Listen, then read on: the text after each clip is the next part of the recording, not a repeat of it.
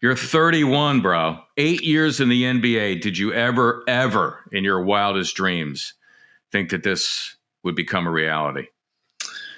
Let's just say I've played 8 years longer than I ever thought I would in the NBA, and still going, and still have a lot left to give. But didn't think I would be at this point, but worked my butt off and not satisfied.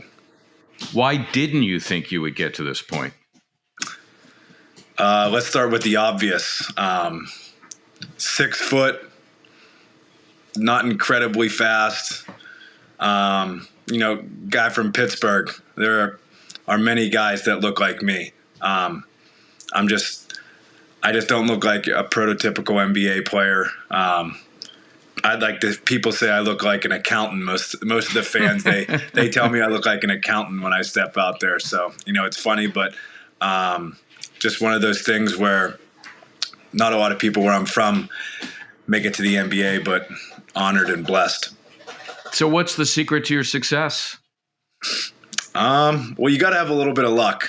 What the Sixers were doing when I was coming into the NBA, it was just right place, right time. And, everyone has an opportunity. You just have to take advantage of it. And I kind of took my opportunity and ran with it. So your opportunity comes in 2015. You're an undrafted free agent, which actually, and you and I have discussed this, worked to your advantage because instead of being, let's say, a second-round pick and being assigned to a team, now you have your choice.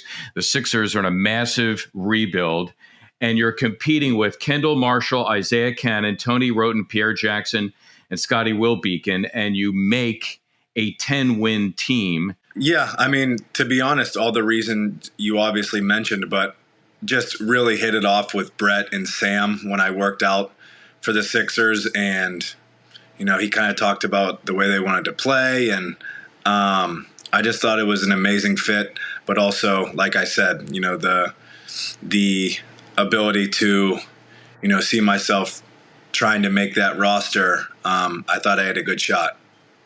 But there's got to be a lot of ambivalence, TJ. I mean, on one hand, you're pinching yourself. I'm in the NBA, but on the other hand, you're massive losing streaks, a total of 10 wins.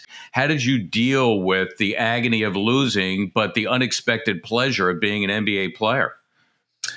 Yeah, I mean, losing, it obviously stinks. And especially when you lose in the city of Philadelphia, it's not fun. It was one of those things where I said to myself, it's crazy that I'm even here. So not a lot of guys in my position get the opportunity to play in the NBA, let alone play massive minutes in the NBA. So I said to myself, just be a sponge, soak up all the information you can get from your teammates, your coaches, and just kind of take advantage of this. We hear the term imposter syndrome, and I don't mean to be negative about it, but do you think that you have that sometimes where that could be even a motivating factor? You know what? I'm not sure I belong here. I really got to come out and bust my hump. Yeah, I mean, I think in the beginning of my career, for sure, it's more a chip on my shoulder than anything. I'd say maybe in the beginning I was like, I can't believe I'm here, and had a little bit of that. But I think at the point that I'm at now, it's just a chip on my shoulder to play harder than everybody. You signed what I believe was a multi-year contract, but it was non-guaranteed. So every year you literally had to go in and do what we would call a job interview. And the famous visual of you is going in to interview with a coat and a tie. That is not something that you would expect a player to do. Do you remember all that and why you did that? Yeah. I mean, I thought to myself, it was an exit interview, and, I hear the word interview and I wouldn't show up in sweatpants. So, I just tried to wear my best and, impress the coach and the higher ups, and hopefully it worked.